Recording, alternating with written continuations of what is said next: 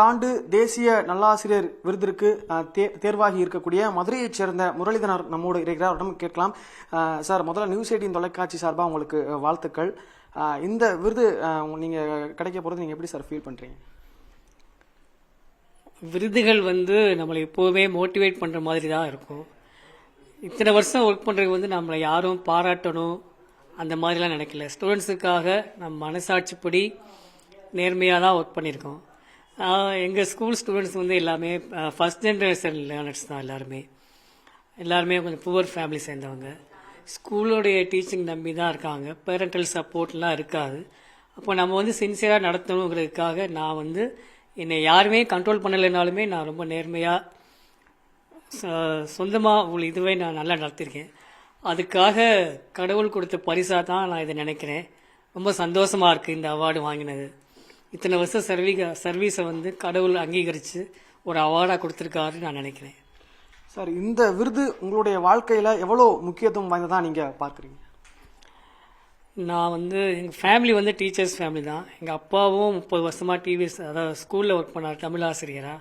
நானும் டீச்சராக ஒர்க் பண்ணுறேன். கிட்டத்தட்ட அப்படி பார்த்தா நிறைய வருஷமாக டீச்சிங் ஃபேமிலி தான். அதில் டீச்சிங்லேயே ஹையஸ்ட்டு அவார்டு தான் இது. அந்த அவார்டு எனக்கு சர்வீஸில் கிடைச்சது நானும் எங்கள் ஃபேமிலி மெம்பர்ஸ், ஸ்கூலில் உள்ள என்னுடைய ஃப்ரெண்ட்ஸ், டீச்சர்ஸ் எல்லாருமே ரொம்ப ரொம்ப சந்தோஷப்படுறோம்.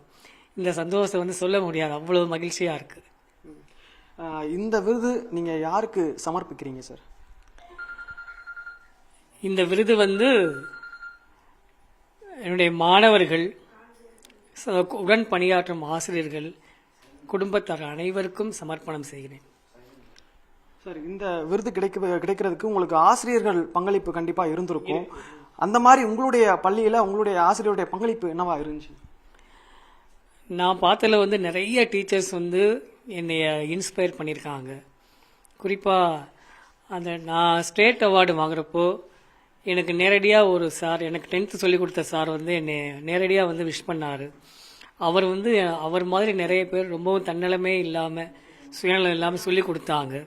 அவங்க தான் எனக்கு கைடன்ஸ். அவங்க எல்லாருமே ரொம்ப தகுதியானவங்க.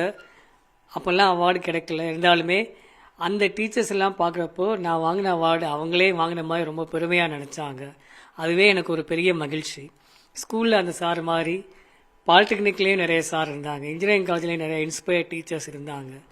அதெல்லாம் மனசில் வச்சுட்டு நம்ம நல்லபடியாக நடத்தணும், யாரும் கண்ட்ரோல் பண்ணவே இல்லைன்னாலும் நம்ம நேர்மையாக நடத்தணுங்கிறது தான் என்னுடைய லட்சியமாக வச்சுருந்தேன். அது மாதிரி தான் நான் ஒர்க் பண்ணியிருக்கேன். அதுக்கு கிடைச்ச அங்கீகாரமாக இதை நினைக்கிறேன். நீங்கள் எத்தனை ஆண்டு காலமாக இந்த பள்ளியில் ஒர்க் பண்ணுறீங்க? இதுக்கு முன்னாடி எங்கே சார் நீங்கள் ஒர்க் பண்ணிட்டு இருந்தீங்க? நான் படித்து முடித்தோடனே ஒரு வருஷம் சின்ன சின்ன கம்பெனிகளில் ட்வாட் போர்டில் கொஞ்ச நாள் ஒர்க் பண்ணேன். அதுக்கப்புறம் என்னுடைய 21ஆவது வயசு முடிகிறதுக்கு முன்னாடியே நான் ஸ்கூலில் சேர்ந்துட்டேன். கிட்டத்தட்ட 39 வருஷம் சர்வீஸ் ஆகுது இதே ஸ்கூல்லையே. இந்த ஸ்கூலே தொடர்ந்து அவ்வளோ சர்வீஸ் பண்ணியிருக்கேன். எல்லா ஸ்டூடெண்ட்ஸும் இன்றைக்கும் டச்சில் இருக்காங்க. ஸ்டூடெண்ட்ஸ் நல்லா இருக்காங்க. அவங்க ஃபேமிலியில் எல்லா இதுக்குமே என்னை இன்வைட் பண்ணுறாங்க. அது ரொம்ப சந்தோஷமாக இருக்குது.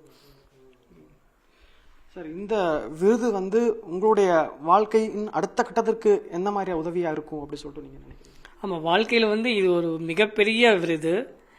அடுத்து நிறைய சாதனை செய்யணும்னு தூண்டுற மாதிரி இருக்குது, மோட்டிவேட் பண்ணுற மாதிரி இருக்குது. மற்ற ஆசிரியர்களுக்கு நீங்கள் ஒரு எடுத்துக்காட்டாக இருந்துட்டு வரீங்க. அவங்களுக்கு நீங்கள் என்ன சொல்ல விரும்புகிறீங்க? எப்போவுமே நம்ம செல்ஃப் கண்ட்ரோலாக இருக்கணும்.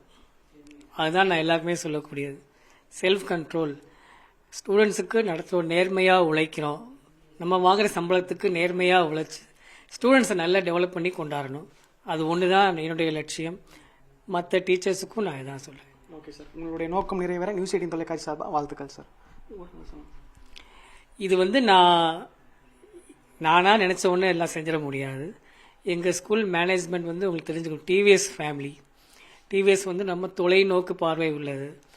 நாங்கள் செய்ய நினைக்கிற எல்லாத்துக்குமே எங்களை என்கரேஜ் பண்ணி, ஸ்டூடெண்ட்ஸுக்கு நம்ம செய்ய நினைக்கிற எல்லாத்தையுமே எல்லா வசதிகளும் செஞ்சு கொடுத்து, செலவெல்லாம் பார்க்காம எங்கள் ஸ்கூல் செலவு ஸ்கூலுக்காக நிறைய பல லட்சக்கணக்காக செலவு தான் செய்கிறாங்க. மாணவர்களுடைய நன்மைக்காக நிறைய செய்கிறாங்க. அந்த மாதிரி ஒரு மேனேஜ்மெண்ட்டில் ஒர்க் பண்ணுறதுனால தான் நான் இந்த மாதிரி சாதனை செய்ய முடிஞ்சது. அதை நான் வந்து இந்த கட்டத்தில் உறுதியாக தெரிவிச்சுக்கிறேன். சார், குடும்பத்துடைய பங்களிப்பு இல்லாமல் இந்த விருது வந்து கிடைக்கிறது வந்து ரொம்ப சிரமம் தான். அவங்களுடைய பங்களிப்பு இந்த விருது எப்படி இருந்துச்சு? என்னுடைய குடும்பம் எல்லாருமே எனக்கு நல்லா சப்போர்ட் பண்ணுவாங்க. பெரும்பாலும் குடும்பம் சப்போர்ட் பண்ணதுனால தான் இந்த அளவுக்கு வந்திருக்கும். நான் பெரும்பாலும் ஃபேமிலி ரிலேட்டிவ் வீடுகளில் இதுக்கெல்லாம் போயிருக்க முடியும், லீவ் போட்டுக்க மாட்டேன். வீட்டில் உள்ள எல்லாருமே தான் அதை மேனேஜ் பண்ணி சரி பண்ணுவாங்க. எனக்கு வந்து லேட்டஸ்ட்டாக எல்லாமே தெரிஞ்சுக்கிறது வந்து என் ஒய்ஃபு, குழந்தைங்க எல்லாருமே நல்லா ஹெல்ப் பண்ணுவாங்க. பேரண்ட்ஸு, பிரதர்ஸ் எல்லாருமே நல்லா சப்போர்ட் பண்ணுவாங்க.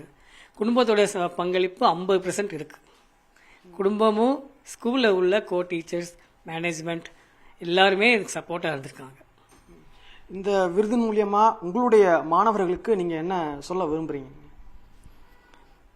மாணவர்கள் வந்து எல்லா நிலையிலையுமே அவங்க வந்து சுயமாக சிந்திக்க தெரியணும்.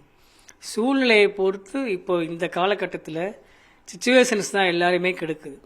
சூழ்நிலையினால எல்லாம் ஈஸியாக மாறிடுறாங்க.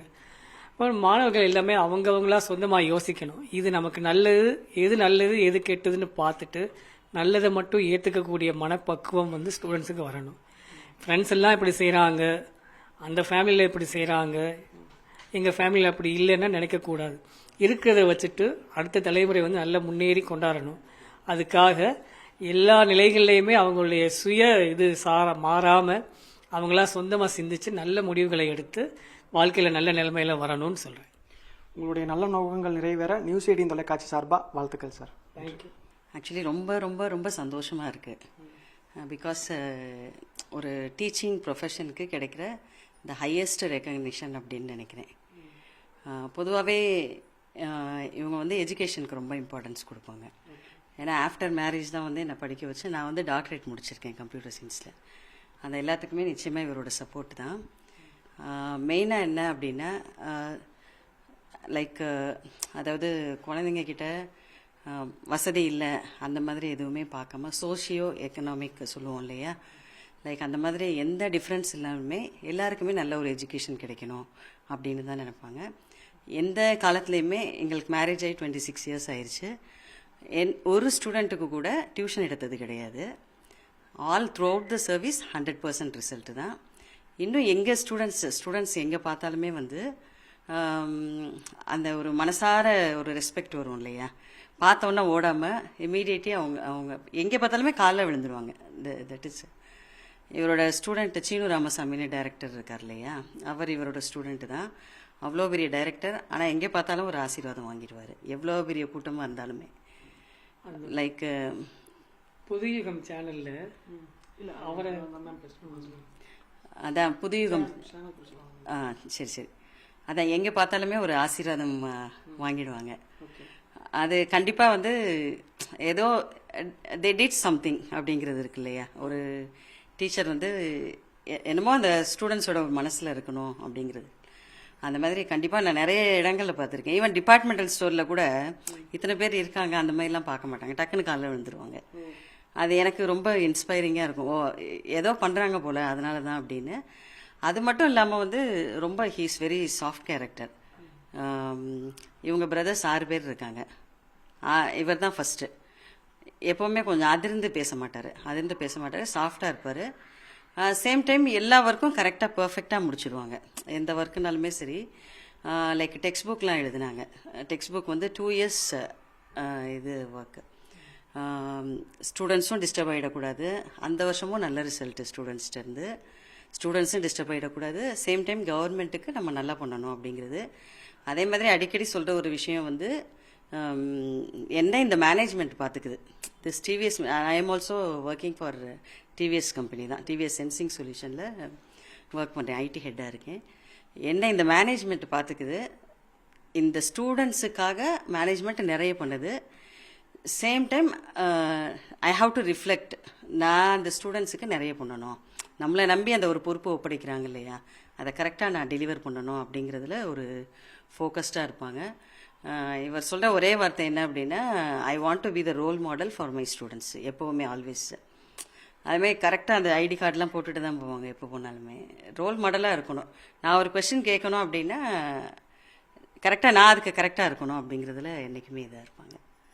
ஸோ இந்த ஒரு இந்த என்ன சொல்கிறது, ரொம்ப பெரிய அவார்டு கிடைச்சது வந்து நிஜமாக I can't express this in words. நம்ம சொல்ல முடியாது. இந்த மாதிரி ரொம்ப ரொம்ப சந்தோஷம்.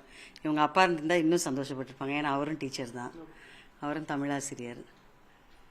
ஃபேமிலியே டீச்சர்ஸ் ஃபேமிலி தான். கொஞ்சம் ஸ்டூடெண்ட்ஸுக்கு வந்து நிறைய சொல்கிறது இல்லை, ரோல் மாடலாக இருந்து காமிச்சிருக்கேன். என்னை பார்த்தோன்னே தெரிஞ்சுக்குவாங்க. நாட் ஓன்லி ஃபார் ஸ்டூடெண்ட்ஸ், ஒரு பேரண்டாகவும் டாட்டர் ஆகட்டும் சன் ஆகட்டும் ஒரு ஒரு நல்ல மரியாதை இருக்கும் அப்பா அப்படின்னா. என்றைக்குமே சத்தம் போட்டு ஸ்டூடெண்ட்ஸை வந்து அடிக்கிறது திட்டுறது திட்ட மாட்டார். அடிக்கிறது கூட வந்து கவர்மெண்ட் ரெஸ்ட்ரிக்ட் பண்ணிட்டாங்கன்னு வச்சுக்கோங்க. யாரையுமே நீ நல்லா இருக்க மாட்டேன் அப்படிலாம் யாரையுமே சொன்னதே கிடையாது. சரி, அவங்க வயசு பண்ணுறாங்க, he go along with the students. ஒரு இது மாதிரி ஃப்ரெண்ட்ஸ் கிடையாது, ஒரு டிஸ்டன்ஸும் மெயின்டைன் பண்ணுவார். சேம் டைம் அவங்களுக்கு அறிவுரைகளை எப்படி சொன்னால் அவங்களுக்கு ஏற்றுப்பாங்களோ அந்த மாதிரி. ஏன்னா நிறைய ஸ்டூடெண்ட்ஸ் ஃபேமிலி தானே, நிறைய ஸ்டூடெண்ட்ஸ் மீட் பண்ணுறப்ப ஸ்டூடெண்ட்ஸ் கிட்ட கேட்பேன் நான், இவரை பற்றி ஃபீட்பேக் நானும் கேட்டு தெரிஞ்சுக்கணும் இல்லை.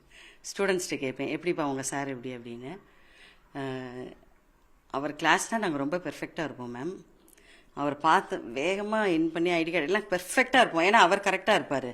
எங்களுக்கு ஒரு நாள் கூட சத்தம் போட்டு சொன்னதே கிடையாது இப்படி இருக்கணும் அப்படி இருக்கணும்னு. அவர் சப்ஜெக்டில் எல்லோரும் நல்ல மார்க் வாங்கிடுவாங்க. 10th வந்து இருக்கிறதுலே லோயஸ்ட் மார்க் ஸ்கூலில் இருக்கவங்க தான் ஜாயின் பண்ணுவாங்க. பட் எல்லாருமே சப்ஜெக்டில் நல்ல மார்க் வாங்கிடுவாங்க. So he's a good teacher for this community, I would say. Thank you, ma'am. Yeah. Thank you. Thank you very much.